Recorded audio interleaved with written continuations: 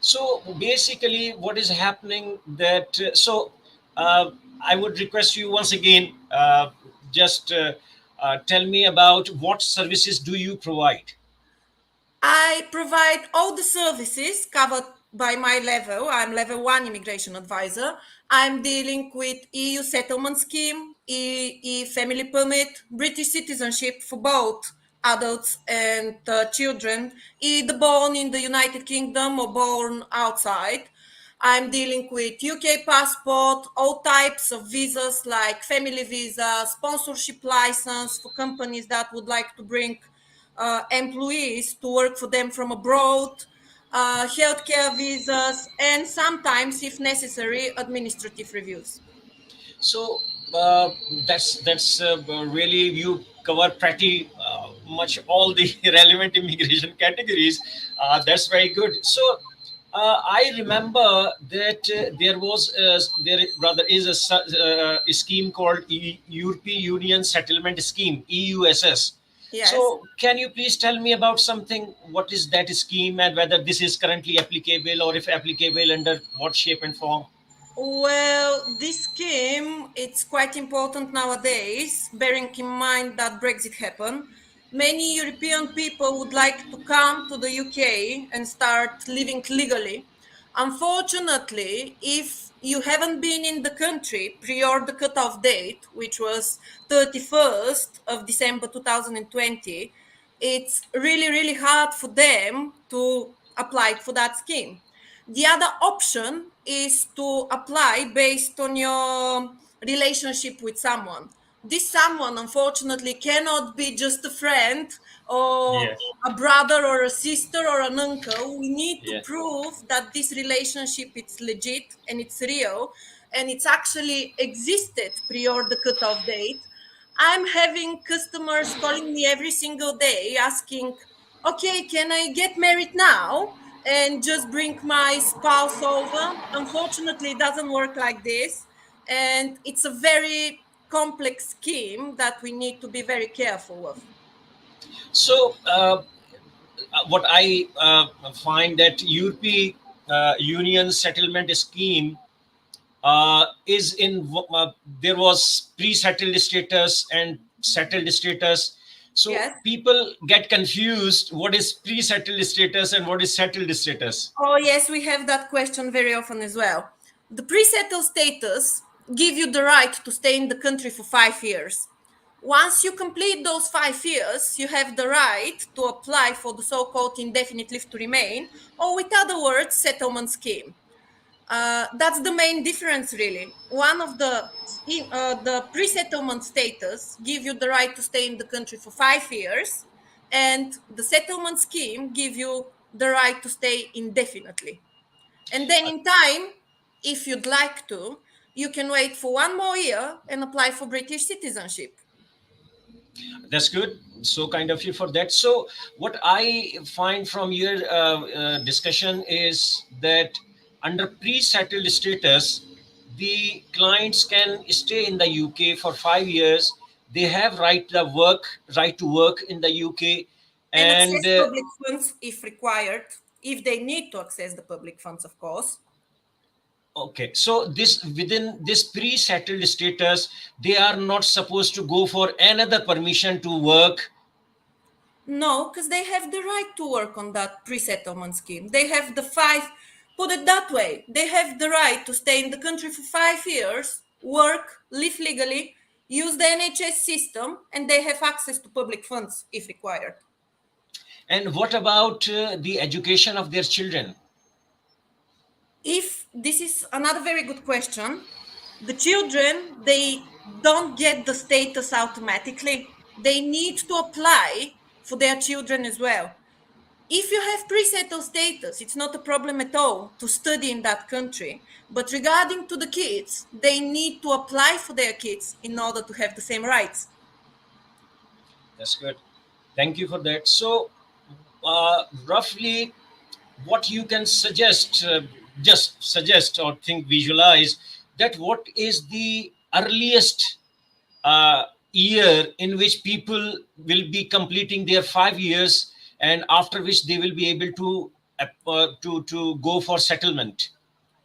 Well, you have the right to apply roughly 6 months before Okay. your settlement, before year and a half actually.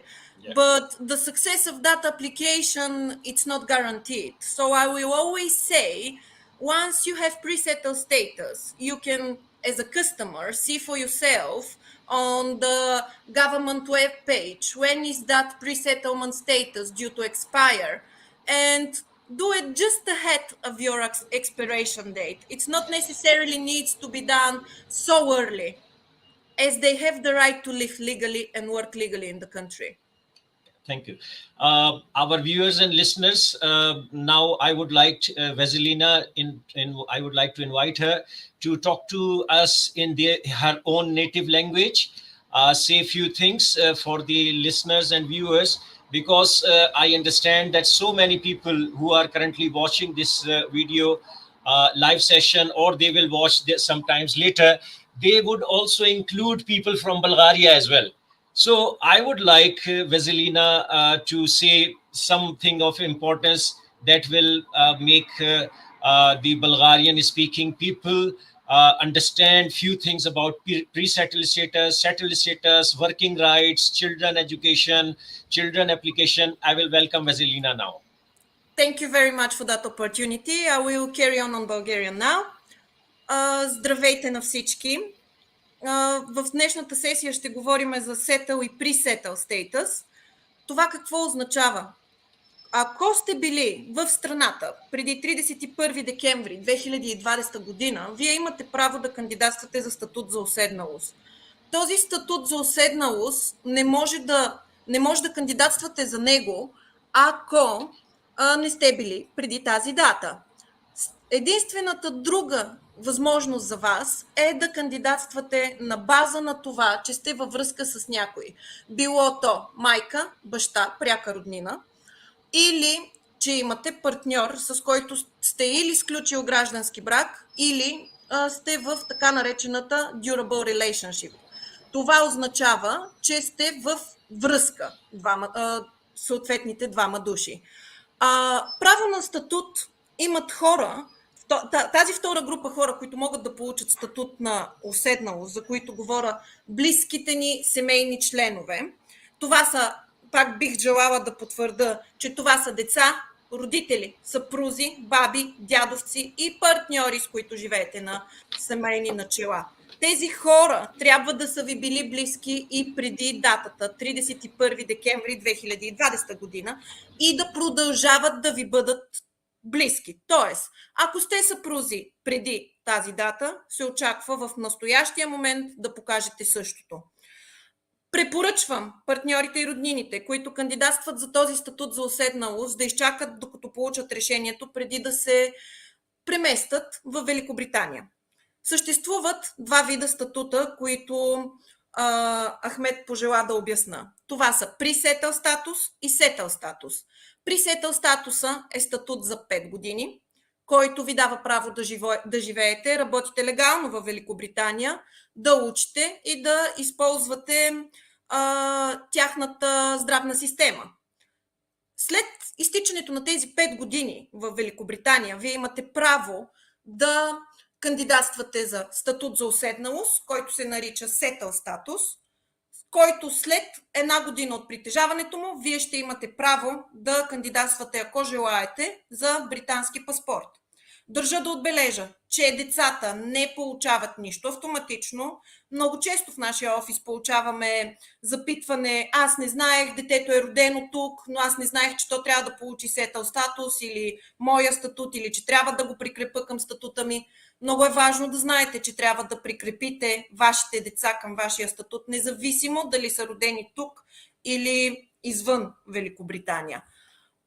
Държа също така да отбележа, че когато детето ви е под 21 година, то присъединяването става изключително лесно, единствено с акт за раждане, но ако вашето дете е над 21 годишна възраст, ние ще трябва да докажем зависимостта на детето от вас.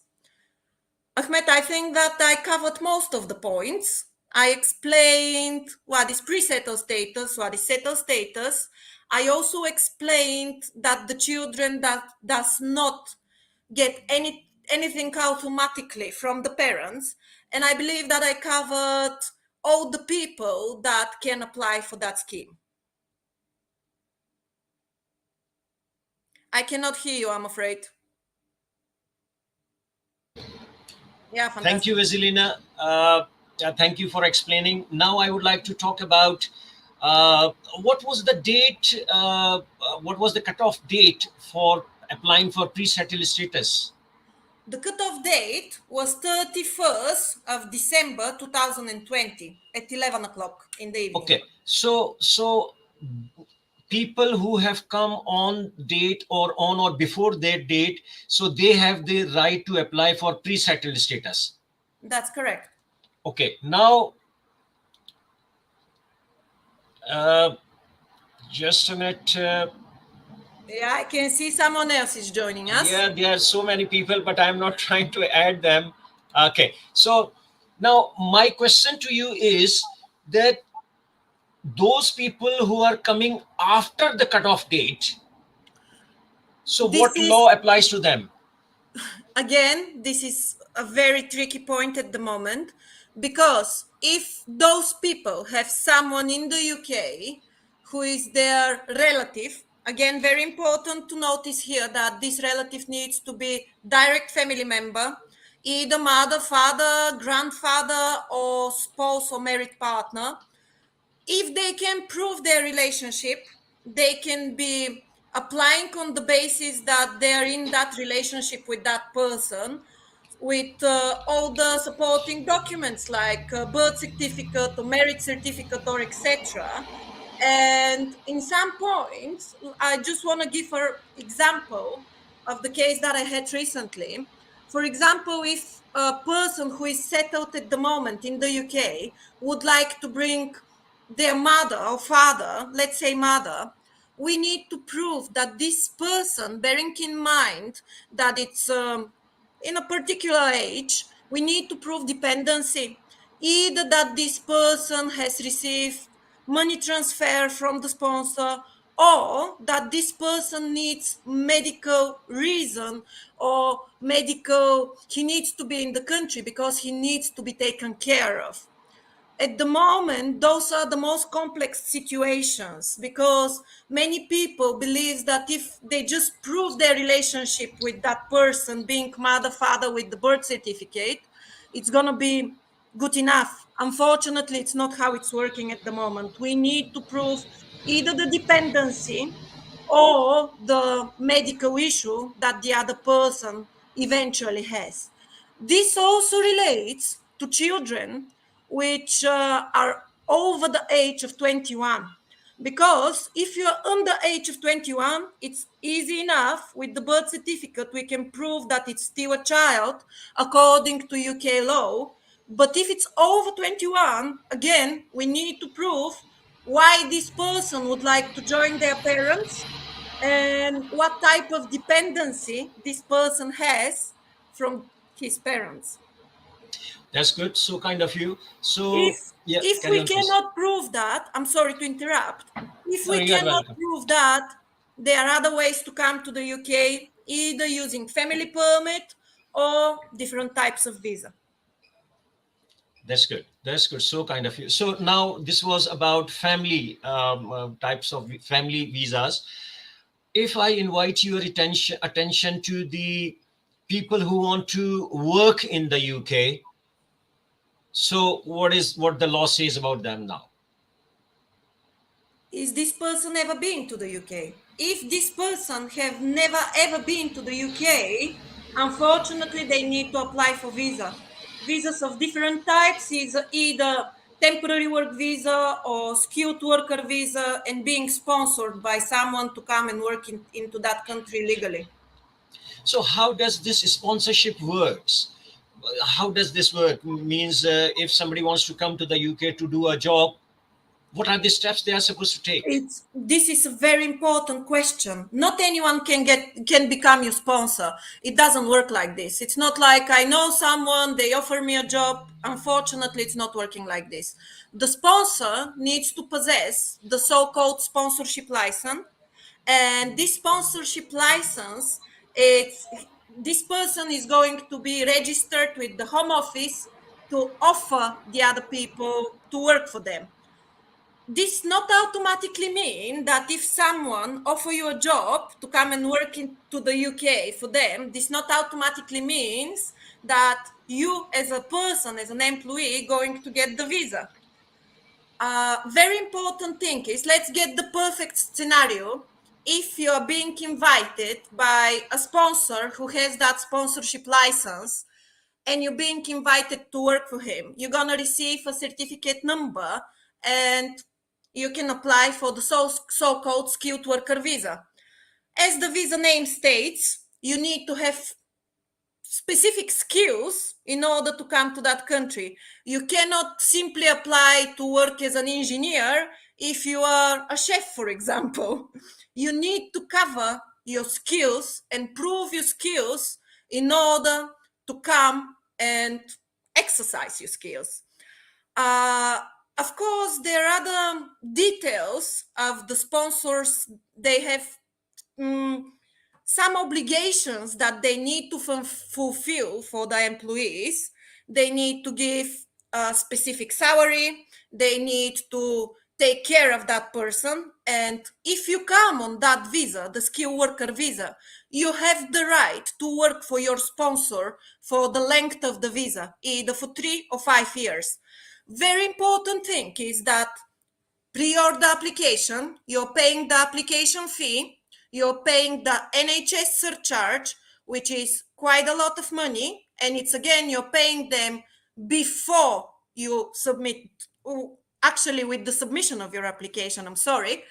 This NHS surcharge, it's for the purpose of that person to be able and eligible to use NHS once already in the country. Another point that it needs to be covered, it's the English level requirement. So, for example, I have many cases that are saying to me, okay, I can find a sponsor, I'm going to be invited to that country, but my English level is very poor. So I'm afraid that in those situations, we cannot continue further because this application is going to fall for refuse. Those people needs to have level of English in order to come to the country.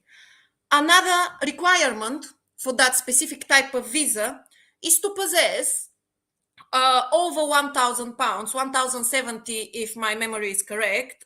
This number might be wrong because I don't know it by heart. You need to have those money in your bank account for continuously 28 days pre-order application. So you can understand that for European people, being free before 2 years and now getting so complicated are getting people to to doesn't want to come to that country because they don't have the sufficient amount of money to pay for their application fee. Yeah, I understand. Yeah, yeah. Thank you for this introduction. Uh, Mrs. Amir has joined us. She is a potential client for us. I would like to give her an opportunity to ask any question. And Vasilina, if you can answer, I will really appreciate. If we can't answer, then we will refer her to another of the group members, Advisor who is a the higher level. advisors. Yeah. So I'm requesting Mrs. Amir to unmute herself and ask the question. If Vasilina can answer this question, so kind of affair. I will really appreciate for that. Please unmute yourself, Mrs. Amir. You are live now. Please, you can ask question. Assalamu alaikum, sir. Uh, Sir, I have a, I cannot speak in very well in English, but little speak in English because I know I understand English, but speaking power is not well.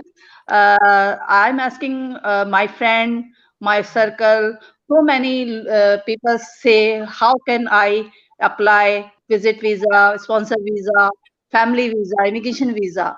So that questions how can I guide these peoples? Vasilena, I think that, sorry to interrupt you, let me answer this question. Thank you. Probably, probably Mrs. Amir is asking how to become an immigration advisor. If people are asking her to let them know about the family visa, visit visa, sponsor visa, skilled visa, so this means that she needs to become an advisor herself first. Only then she can answer the questions of the potential client. But I'm very excited and very pleased to let Mrs. Amin know that we are running this UK Migration Pro group, which has selected immigration advisors who are registered with the Office of Services, sorry, Office of Immigration Services Commissioner, OISC, my apologies. They are registered with Office of Immigration Services Commissioner. All of group members of UK Migration Pro are UK based. They are UK registered and UK regulated, and they are specialists in UK immigration consulting. So what I am suggesting you, Mrs. Amir, is that if you find somebody who wants to know more about any specific category, about visit visa, about work visa, about settlement, about sponsorship, whatever it may be, you can approach our advisors, our group of selected advisors. Our budding advisor is Vasilena Grigorova.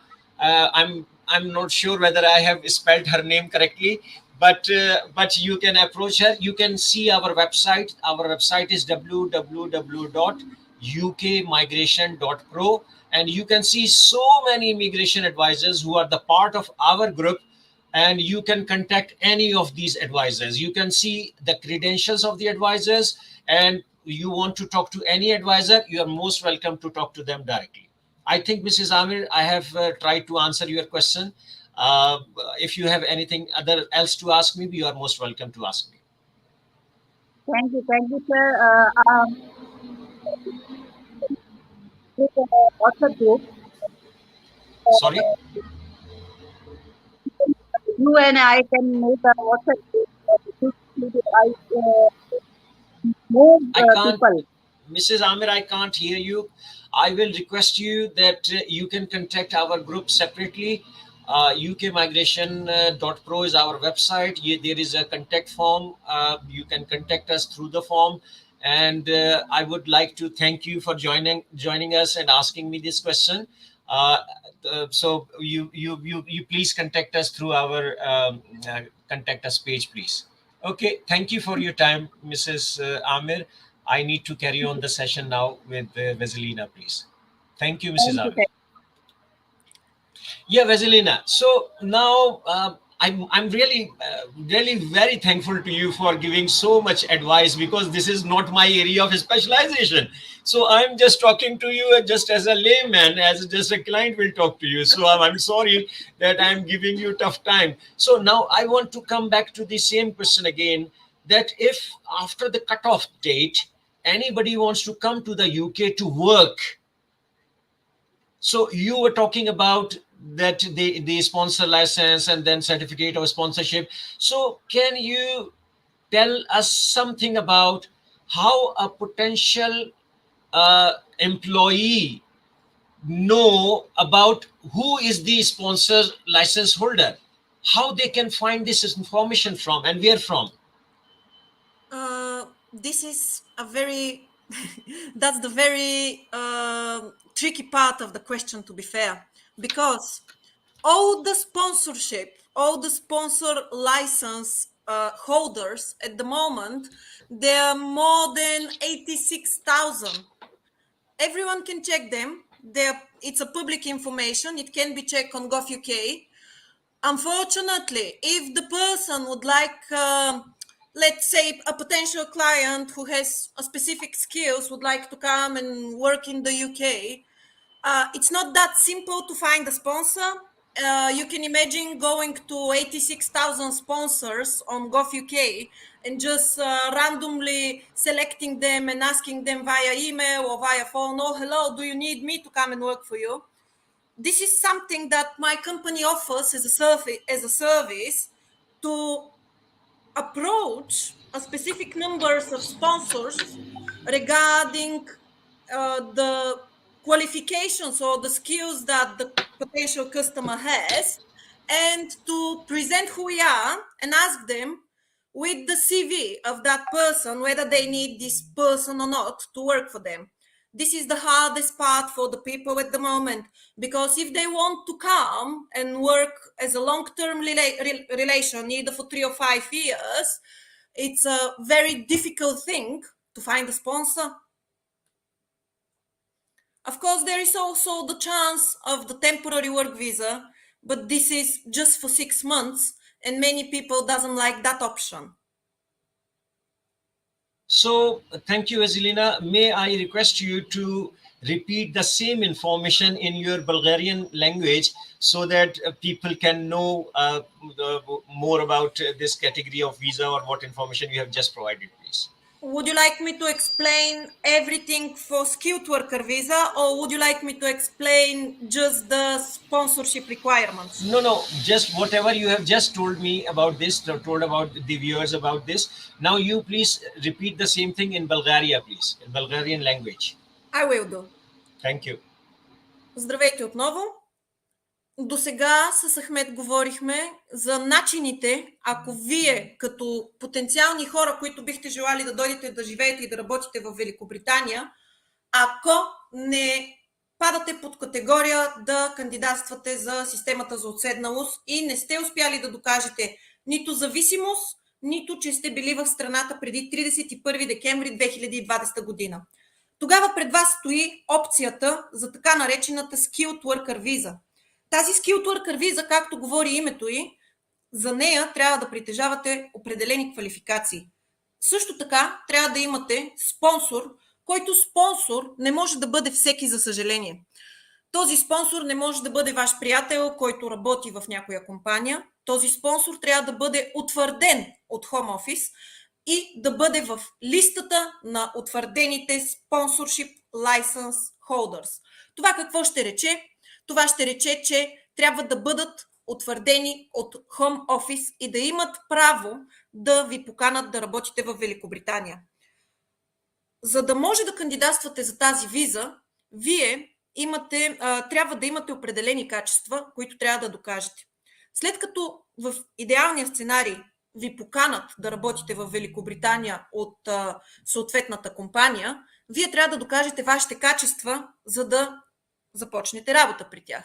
На вас ви се издава един сертификат, на който база сертификат се кандидатства за виза.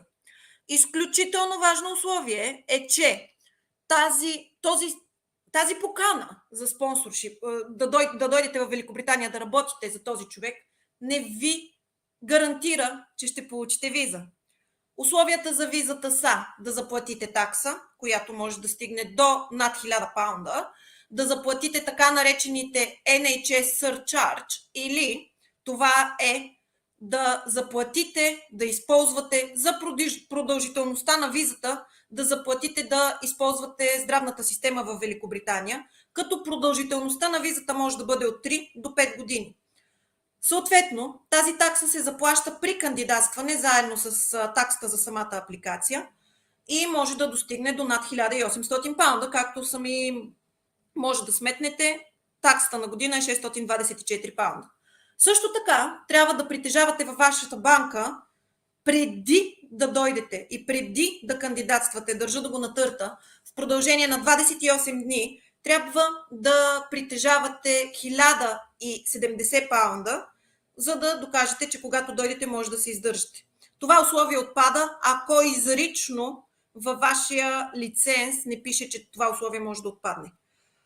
Веднъж, току-що получих изключително хубав въпрос от Ахмед. Как да намерим спонсор? Спонсорите са в gov.uk, в страницата на gov.uk. Те са над 80 000, като нашата компания, за която работя, предлага различни пакети с различни услуги. Колко точно работодателя бихте желали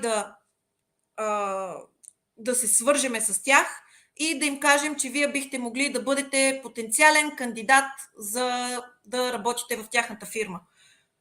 Съществува така наречената временна виза.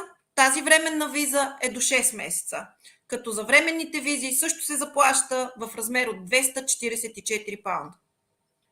Ahmed, I think I covered most of it. I tried to be very summarized, just with brief details, what the requirements are, and how we can go further. Thank you, Vasilena. Before wrapping up the current session, I would like you to introduce yourself once again in English and then in Bulgarian language as well. And also, before wrapping up towards the end, I will talk about UK Migration Pro. You please stay with me, and then we will wrap up the session together. So please proceed. Introduce yourself, please. I would like to introduce myself once again. I'm Vasilena Stefanova Grigorova, Bulgarian but also British citizen. I graduated from Aberystwyth and I'm level 1 immigration advisor. I would like to say something in English, which is very, very important, and I'm sure that you will support me in what I say. It's very important for our job. It's not just a job. We don't just fill in application forms and just do some paperwork. We are dealing with people's lives, and it's a very important thing to assess the cases and to have that confidence, which comes, of course, with time and with practice, and to make sure that the customers will trust us. That's why we are here. That's why we have so many levels, and there are so many colleagues out there. We are not just here to fill in your form and submit it with the Home Office. We are here to assist you, to provide you with the best advice that we can. And for example, I'm level 1. If I will never take a client that it's outside of my knowledge and outside of my ability, I will also advise fellow advisors if we are not sure about something. That's why Immigration Pro is here. That's why Ahmed created that amazing group and that cooperation.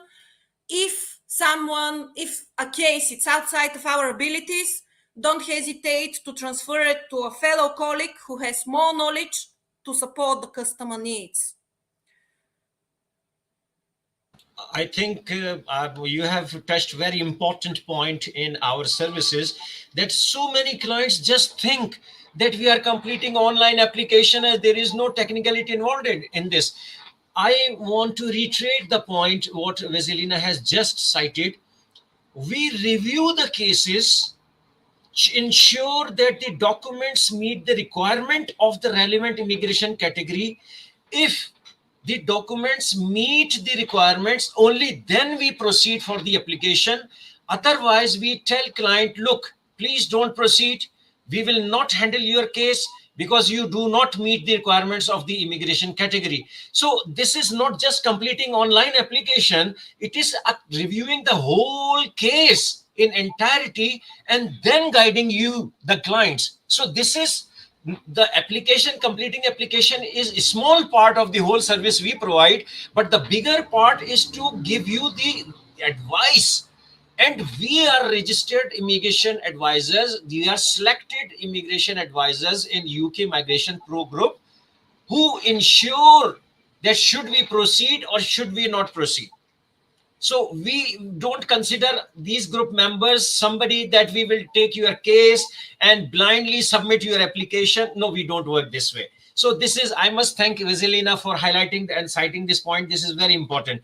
Now, I would request Vasilena once more that please talk to your own introduction, which you gave in English, back in Bulgarian language, so that so many people can know about you as well. Благодаря за възможността за това интервю още веднъж. Отново се казвам Василена Стефанова Григорова, имиграционен съветник от ниво 1. Това, което току-що казах на английски, е, че ние като имиграционни съветници, не само аз, но и цялата група и цялата общност от имиграционни съветници, не сме хората, които просто попълват някакви документи и някакви форми. Ние сме тук, за да дадем правилния съвет, който съвет идва с много знания и с много труд. Тук сме, за да ви предложим най-правилната услуга и ако вие не спадате под категориите, които са в закона, ние никога няма да продължим с вашия случай. За нас е много важно да знаем, че аз, както казах в самото начало, съм имиграционен съветник от ниво 1, но ако вашия случай или случая на клиента е извън моите възможности и моите знания, аз винаги бих препоръчала съветник от по-горно ниво, колега от по-горно ниво, който може да ви асистира с комплексността на случая. I just explain everything in Bulgarian again, that immigration is not just paperwork. Yeah, thank you, Vasilena. I think that we have tried to cover most of the topics, and my viewers and listeners would see the depth of knowledge the Vasilena has got, and that people who are interested in coming to the UK or those who have already come into the UK, they can consider Vasilena for advice. Basically, the advice is the flagship service of the immigration advisors. They are registered, they know the subject, so they will give you the correct advice. So it is very important that you always talk to the Office of Immigration Services Commissioner registered advisors only. And we have selected immigration advisors within our group. Our group is called UK Migration Pro. Our website is www.ukmigration.pro. We have listed so many advisors' details on our website. So the visitors, the potential clients can come to our website and check the details of the immigration advisors. You will find Vasilena over there as well, and you can check her detail. And if you consider appropriate, you are most welcome to talk to her directly as well. So for the time being, I must thank you, Vasilena, for being a part of this session. And I must thank you that you have given such important information about the UK immigration, which has very clear and direct relevance to the people who have come from Bulgaria. So I must thank you, Vasilena. We will continue to run live sessions for different English and different languages and ethnicity people. And we have different immigration advisors. They will be talking in their own native languages for their viewers and their people from their own countries. We will arrange more sessions. So we will continue to announce about our sessions. So listeners and viewers are most welcome to join us. They can come and do their own presentations, as well as if they are clients, they can come join us live and ask questions. I must thank Vasilena for being here. Thank you for your time. Thank you, our listeners. So kind of you. We will Thank join you. next time. Thank Thank you. you very Have a much, nice and day. I'm looking forward to join you again. Oh, Thank you thank very you. much. Thank you. Have a nice day. Thank you. Bye bye. Have a lovely day. Same to you. Bye.